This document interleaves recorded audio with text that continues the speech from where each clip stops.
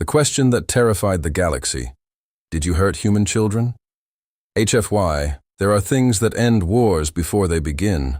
Not weapons, not fleets, not ultimatums delivered by admirals in front of assembled armadas with enough firepower to sterilize a planet. Those things start wars. What ends them? What stops a room full of the most powerful beings in the known galaxy dead in their tracks? What makes ancient minds suddenly remember what fear felt like before civilization taught them to call it something more dignified?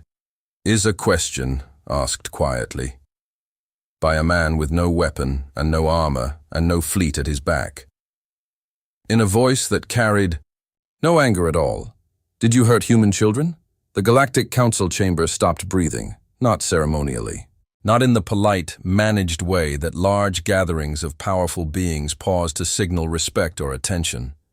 Instinctively, the way all living things stop when something very old and very deep in their biology recognizes a signal it was not expecting and does not know how to categorize. The holographic star field above the chamber flickered, then stabilized. At the center of the room stood one human, still, waiting for an answer. 3 days earlier, a colony called Eris 9 had gone dark. No alarms. No evacuation traffic, no distress signals, no pirate claims filed with the Council's incident tracking system. Just silence. The kind of silence that a small civilian settlement produces when it stops producing anything. Eris 9 was unremarkable by every Council metric. A mining settlement? On a disputed fringe world. Researchers, families, the specific community that forms when people with a job to do live in the same place long enough to become something more than colleagues. Population, 4,217, of whom 943 were children. The Council had debated whether the incident required formal agenda time. The debate lasted 6 hours. By the end of it, the vote to add it to the agenda had passed by a margin of 2, and the item had been classified as a fringe territorial irregularity pending investigation, which was the Council's procedural language for something that had happened in a place that didn't have enough political weight to demand immediate attention. Then humanity had requested an audience, not with a fleet, not with a delegation of military officers carrying threat assessments and operational readiness reports, with records, and one man. His name was Aaron Vale. 44 years old, civilian coordinator for Earth's Disaster Response Division, the organization that existed to go to places where things had gone wrong and figure out what they needed and get it to them. He had spent 17 years doing this work on Earth and beyond it, in the various crises that the frontier of human space produced. He was not a soldier. He was not a diplomat in the formal sense. He had no advanced political training, no background in interspecies negotiation, no experience navigating the specific ceremonial and procedural frameworks that the Council used to manage its interactions. He was a man who went to places where people were hurting and figured out what to do. He was also a father. This last fact was not in his official credentials. It was not in the file that the Council's administrative staff had compiled when the audience request was processed. It was not something he had mentioned or emphasized in the request itself, but it was present in the room from the moment he walked in the specific quality of his stillness, in the way he held the data slate, in the particular quality of calm that is not the calm of someone who has controlled their emotions, but the calm of someone who has moved through their emotions and arrived somewhere on the other side of them, somewhere very quiet and very clear. Supreme Arbiter Zal Keth had presided over the Council for 230 years.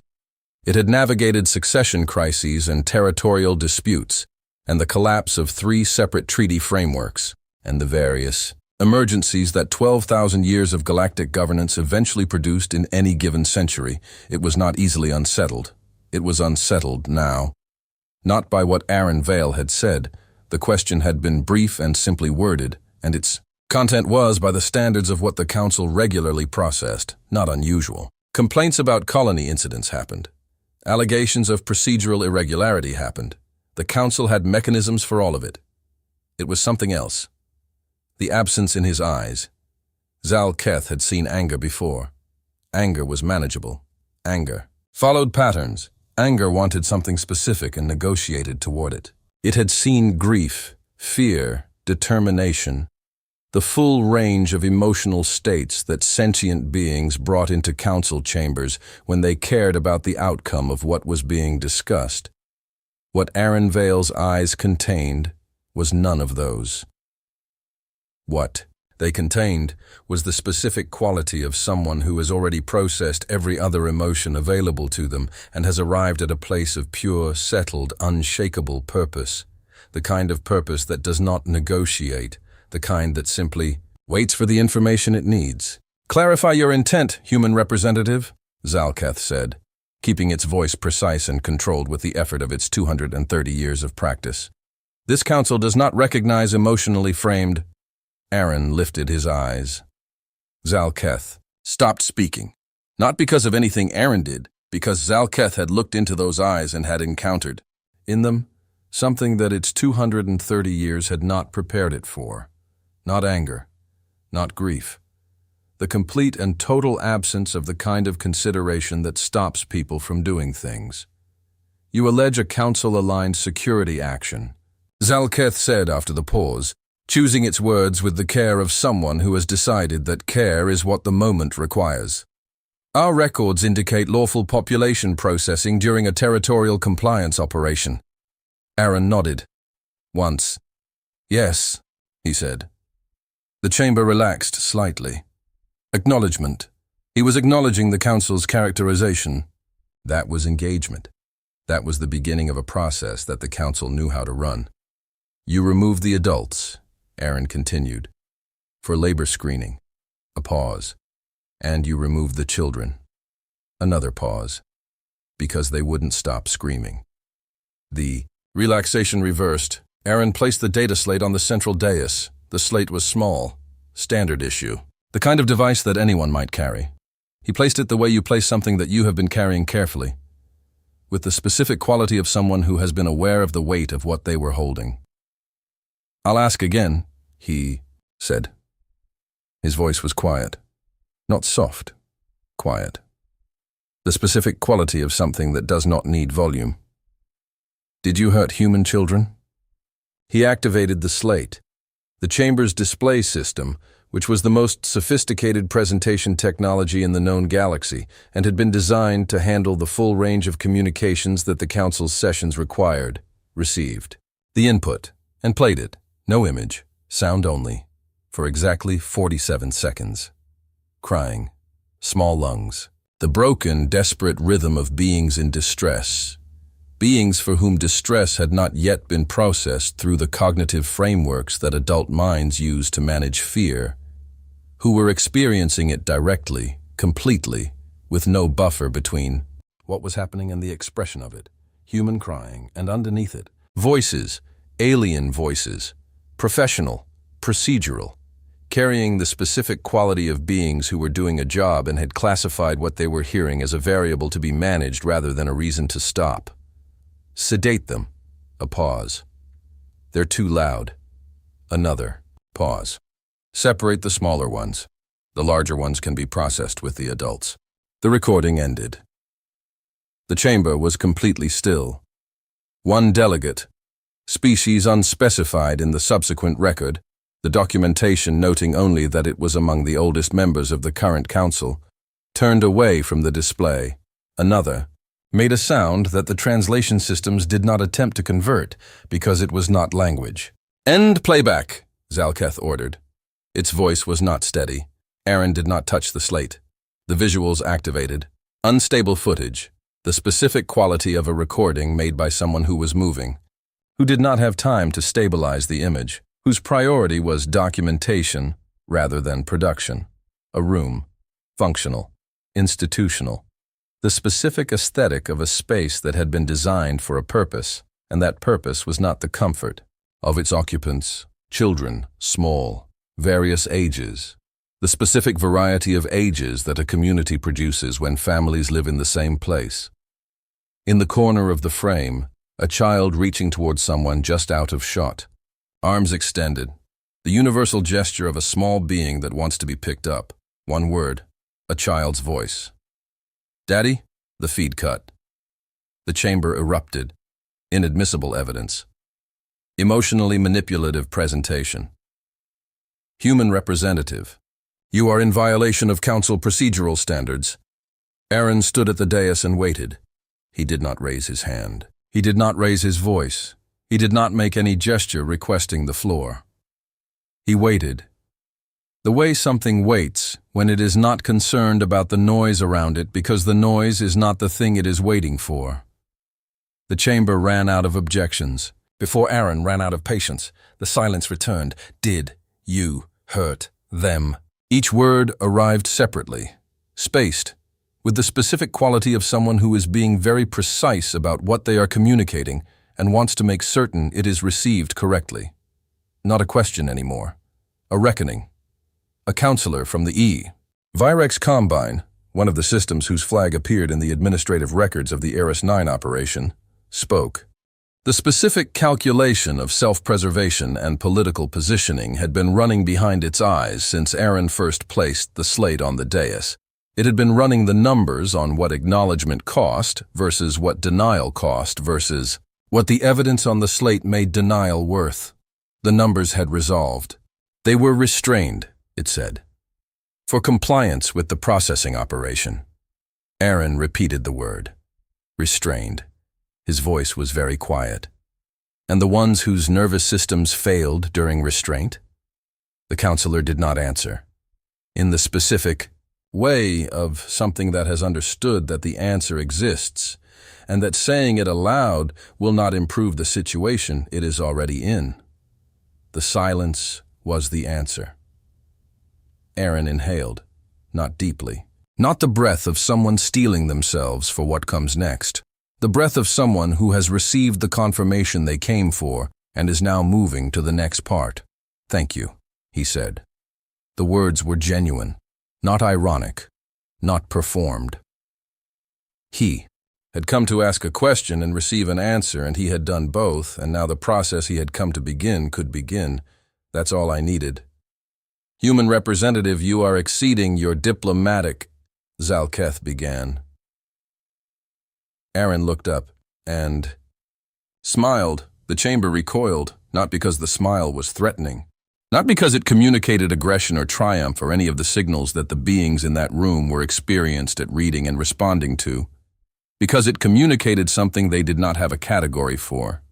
The smile of someone who has been waiting to start something and has just received permission to start it. I need you to understand something about humans, Aaron said.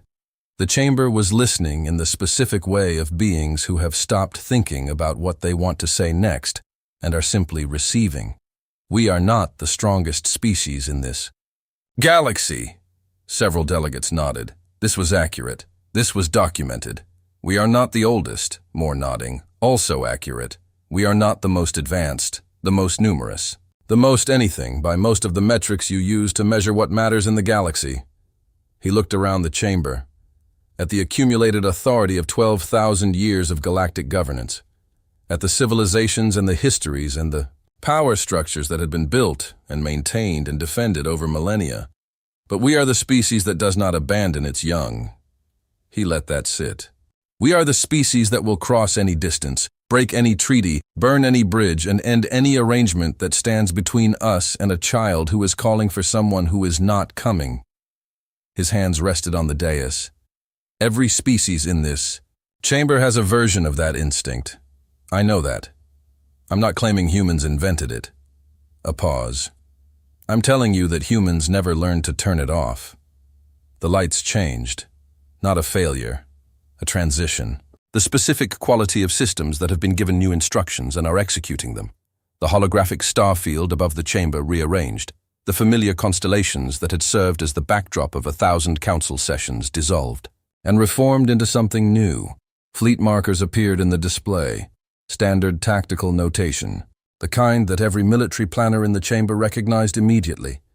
The specific symbols for vessels, for formations, for the dispositions of forces across a region of space. Human markers. The chamber began counting. The count took longer than expected, because the markers kept appearing. Not in the places that the Council's intelligence assessments had indicated human fleet assets were positioned. Not in the configurations that the standard models of human military capability predicted. Everywhere. In the deep space regions that the Council's charts marked as empty. The vast stretches between systems that ships passed through but did not occupy, that surveys had catalogued as containing nothing of strategic significance. Not empty. The markers were there too, hundreds, then thousands. Then a number that the chamber's display system was rendering with the specific notation used when a count exceeds standard military assessment parameters. Earth Command to Council Chamber. The voice came through every speaker simultaneously. Calm. Professional. The voice of someone reading from a prepared statement with the specific quality of someone who had prepared it very carefully. This communication channel is now operating under Terran jurisdiction, effective retroactively from the moment of first verified harm to human miners at Eris 9.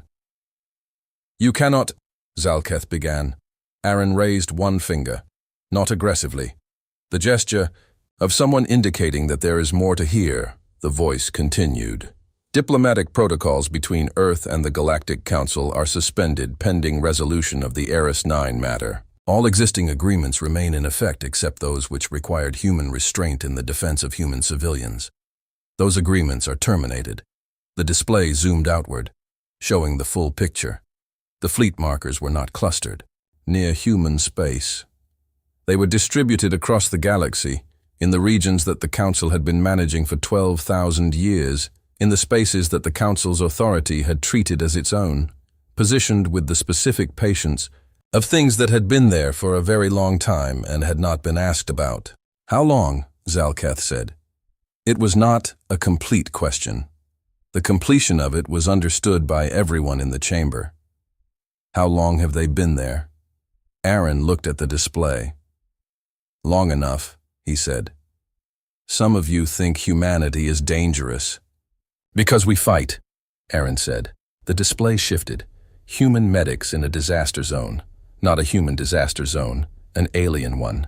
A species that appeared nowhere in Earth's treaty network, on a world that had no strategic connection to any human interest. Human medics, working alongside local responders, in a crisis that had nothing to do with them except that it was happening and people needed help. We're not dangerous because we fight. The display shifted again. Human evacuation ships. Old ones, the kind that had been decommissioned from military service and repurposed, escorting a refugee convoy through a region that 3 separate factions claimed as their territory and that none of them were willing to let the convoy through without conditions. The human ships had not negotiated the conditions. They had simply been in the convoy, and the 3 factions had decided, looking at the human ships, that the conditions were not worth what pressing them would cost. We're dangerous because we remember. The display shifted one final time. A wall. Stone. Old stone, in the way that human construction is old. Not the age of alien megastructures, but the specific age of things built by hands and maintained. By the communities that built them. Names carved into it, thousands of names. The specific density of a memorial that has been added to over generations, that has been maintained not as a monument to a moment, but as an ongoing record. A commitment renewed by every generation that comes to add to it. We carve the names of everyone we couldn't save, Aaron said. Every single one. We don't let them become statistics. We don't let them become acceptable losses in someone's operational calculus. He looked around the chamber. We remember them. A pause. And we remember. Who made us remember them? A counselor from the far end of the chamber, one of the older members whose civilization had been part of the council since the 3rd century of its existence, found its voice. This is war, it said. The word landed in the chamber with the weight it always carries, the specific gravity of a word that changes what a situation is and what responses are available to it. Aaron nodded. Yes, he said. The counselor leaned forward. Then you have made enemies of the entire. Not the kind you can win, Aaron said. His voice was still quiet, still even. The same voice he had been using since he walked into the chamber. The kind Of war, where the first engagement has already happened, and it happened at Eris 9, the kind where the infrastructure that made Eris 9 possible is already being addressed. The kind that doesn't look like what you're thinking of when you think of war. He looked at the fleet markers still filling the display. You're thinking of a war you can see coming. A war with fronts and battles and specific engagements that can be won or lost. A war where you can assess the situation and decide whether to fight or negotiate. He looked back at the chamber. That's not what this is. The first actions were already underway. The Council's communications network, which was the most sophisticated information infrastructure in the galaxy, and which the Council's intelligence services had believed was comprehensively monitored and secured, began producing anomalies, not attacks, not intrusions in the conventional sense of unauthorized access. Corrections. Records that had been maintained inaccurately were updated. Documents that described facilities as one thing when they were another were amended. The specific category of official documentation that creates the appearance of legitimacy for things that are not legitimate, the records that transform Black Site into regulatory processing facility, that transform labor extraction into compliance, operation, began returning errors when accessed. The errors were consistent. The original data was intact. The falsified overlay that had been applied to it was gone. The trafficking routes that ran through 3 of the Council's less carefully monitored administrative regions, routes that the Council's official records did not acknowledge, and that Council intelligence knew about and managed in the specific way of institutions that know about things they have decided not to address, stopped functioning, not because they were physically disrupted, because the communication and coordination infrastructure that they depended on had been quietly and completely made unavailable. The hidden labor systems that had been operating in the territories adjacent to Eris 9, the ones that were the reason Eris 9 had been designated for a compliance operation in the first place, found themselves contained, not invaded, not bombarded, not subject to the kind of overt military action that the Council could respond to through its established frameworks, encircled, every route in, every route out, every communication channel, every supply connection, the specific isolation of things, that have been sealed from the outside while remaining nominally intact on the inside. "You took our children," Aaron said, "because you thought we wouldn't notice." The new footage appeared. Different quality from the recording he had played earlier, cleaner, more recent, the specific quality of documentation that had been made, by professionals with proper equipment doing their jobs carefully.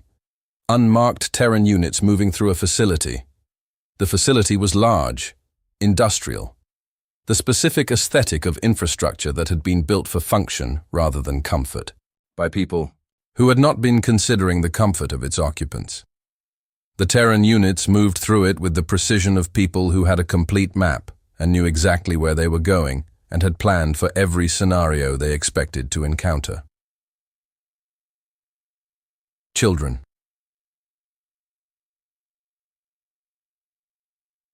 Rooms that had been designed for other purposes, wrapped in emergency thermal blankets, the standard issue of Earth's Disaster Response Division, the organization that Aaron Vale had spent 17 years working for, some of them sleeping, some of them awake, watching the Terran units with the specific wariness of beings who have been in a bad situation long enough to have stopped trusting that changes in the situation are improvements. One of them, small, maybe 4 years old, wrapped in a blanket that was too big, looked at the camera. "Daddy?" The same word, the same voice, or a voice like it. One of the thousands. Aaron closed his eyes for one breath, then opened them. "This is the moment," he said, "when you understand what you did." His voice was still quiet, still even, but there was something in it now. Not anger, not grief, something that was on the other side of both of those things, the specific quality of a reckoning that has been building for 3 days and has arrived. You took children who were calling for their parents. He looked at the display, at the fleet markers, at the encircled systems, at the footage still running in the corner of the chamber's display, the Terran units, the blankets, the children coming out, and you thought that was a manageable incident on a fringe world that nobody important was watching. Behind the transparent dome above the chamber, something moved across the stars. Slow, large, the specific movement of something that had been positioned there and was now making its position visible. A human warship, ancient in the way that the fleet markers in the display were ancient, the specific age of something that had not been built recently and had been maintained rather than replaced. Scarred, angular. The marks of a long history of being exactly what it was built to be. Waiting. Not threatening in the active sense, not weapons charged, not targeting systems lit, just there, the way things are there when they have decided to be there and are not going to be moved. You don't know where our fleets are, Aaron said. He looked around the chamber. You have intelligence estimates, models, the assessments that your analysts have built from what they could observe and what they could infer from what they couldn't. He gestured at the display. Those models were wrong. A pause. You don't know. How many ships exist? You don't know where they're stationed. You don't know what they're capable of because you've never seen them operate at full capacity and you were never supposed to. He looked at the council. You never asked yourselves why humanity agreed to disarmament treaties so consistently. Why? We signed limitations and accepted restrictions and seemed, by every external assessment, to be a species that was making itself smaller and less threatening. A pause. We were doing the opposite. He leaned forward. We don't rely on standing armies that show up in your intelligence assessments. A pause. We rely on parents. He said the word the way you say the name of something real, the way you say something that is not a metaphor. Every parent of every child on Eris 9, every parent of every child in every human settlement, every person who looked at a child and made the specific decision that human beings make when they look at children, which is that nothing, no treaty, and no political consideration and no calculation of strategic interest is more important than that child's safety. He looked at Zal Keith. That's not a military resource you can assess. You can't count it. You can't model it. You can't calculate when it activates and what it does when it does, because it activates differently for every person, and it does whatever is necessary, and it does not stop. A pause. You hurt 943 of those children. A pause. And every single parent of every single human child in the galaxy is a resource that is now active. Zalketh had been still for a long time, processing, in the way of very old and very experienced minds, everything that had been said and shown and implied and stated and demonstrated since Aaron Vale walked into the chamber. Running in the background. Of its 230 years of governance experience, every framework it had for assessing situations like this one, finding consistently that the frameworks were producing results that it did not know what to do with. What do you want? It said. The question was genuine, not tactical, not the opening of a negotiation, the genuine question of a being that has reached the limit of what its existing models can produce and needs new information. Aaron did not hesitate. Every child returned, every single one, no exceptions and no delays. A pause. Every adult from Eris 9 released, all 4,217 people accounted for. A pause. Every individual who ordered the Eris 9 operation. Every individual who designed it. Every individual who implemented it. Every individual who reviewed the reports and approved what was in them. He looked at the chamber. Surrendered. The word sat in the room. To Earth. For accountability under human law, not council law, not the jurisdictional framework that allowed the Eris 9 operation to be classified as lawful population processing. A pause. Human law. And if we refuse? A voice said from somewhere in the chamber. Quiet. The voice of someone who is asking. Because they need to know, not because they are planning to refuse. Aaron's expression changed, not harder. Something more fundamental. The expression of someone who has already answered this question for themselves and arrived at an answer they are at peace with. Then the next question, he said, won't be asked. He looked around the chamber one final time, This one was a courtesy. They complied. Not immediately. There was a period of internal deliberation within the council that lasted 6 hours and that Aaron Vale spent in a waiting room outside the chamber, eating a meal that the council's hospitality staff provided, and reviewing the ongoing operational reports on his personal communicator. But they complied. The black sites opened. The specific facilities whose locations had not been in any official record began appearing in the operational database. Coordinates, populations, status reports, transports were authorized. Personnel were moved. The children came home.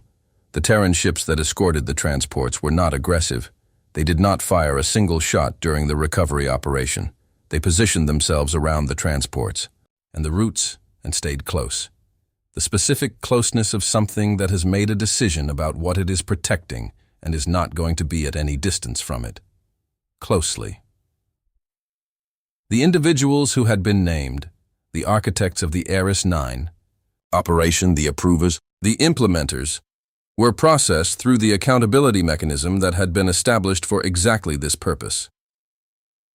Human law. The specific accountability of a species that carves names into stone. In the years that followed, something spread through the galaxy's diplomatic and legal infrastructure, not as a treaty, not as a formal council resolution or an official protocol with signatories and ratification procedures, as a fact, the kind of fact that does not need to be made official because it is simply understood, the way natural laws are understood. The way things that have been demonstrated comprehensively enough become part of the operational assumptions that every relevant party works from. 3 rules. Short. Universal. Present in the unofficial briefings that military planners and colonial administrators received in systems throughout the galaxy, passed from predecessor to successor, included in the practical knowledge that people in relevant positions needed to have. Rule 1. Never target human children. Rule 2. If unsure, assume human. Rule 3. Never make humanity ask twice.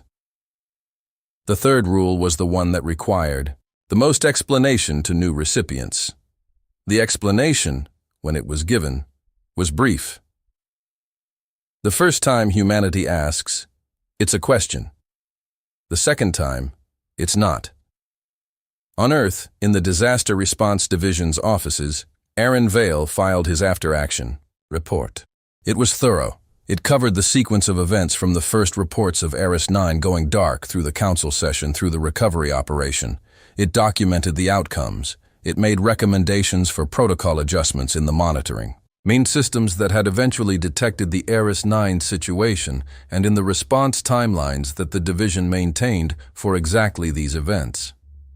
In the section reserved for personal observations, which the division's report format included because 17 years of disaster response had established that personal observations contained information that the formal sections didn't always capture, he wrote, 943 children were separated from their families and held in conditions that caused harm. All 943 have been returned. All 4,217 residents of Eris 9 have been accounted for and are receiving support. I am aware that this outcome required actions that will have long-term implications for humanity's position in the galaxy. I am at peace with those implications. There is a version of this situation in which the calculation of strategic interest produces a different response, a more measured response, a response that considers the political costs and the diplomatic consequences and the various ways that the galaxy's equilibrium might be affected by what humanity does. I understand that calculation. I also understand that the child in the footage was 4 years old and was asking for her father. There is no version of that calculation that I am willing to make. He submitted the report. Went home. His daughter was asleep by the time he arrived. He sat in the chair beside her bed for a while, not thinking about the council or the fleet markers or the fleet that had been patient in the deep space regions for long enough that the council's intelligence had stopped looking for it. Just sitting. In the specific quiet of a room where a child is sleeping safely, the most important kind of quiet there is. history would not call it a war. Wars had battles and turning points and the specific dramatic architecture of narratives that begin with conflict and end with resolution. This had been a question asked quietly by a man with no weapon, and the galaxy, for the first time in its long, complicated, powerful history, had understood something that all its 12,000 years of governance had not previously required it to understand. That some questions are not requests for information. Some questions are the last thing that is said before, things that cannot be unsaid. Some questions are the moment when a species that has spent centuries being measured and cautious and strategically restrained is telling you, with the specific clarity of something that has arrived at a decision and has stopped deliberating, that it has found the line and that you are standing on the wrong side of it. The child had asked for her father. The father had asked one question, and the galaxy had learned, finally and completely, and in a way it would not forget, what it meant to make humanity ask.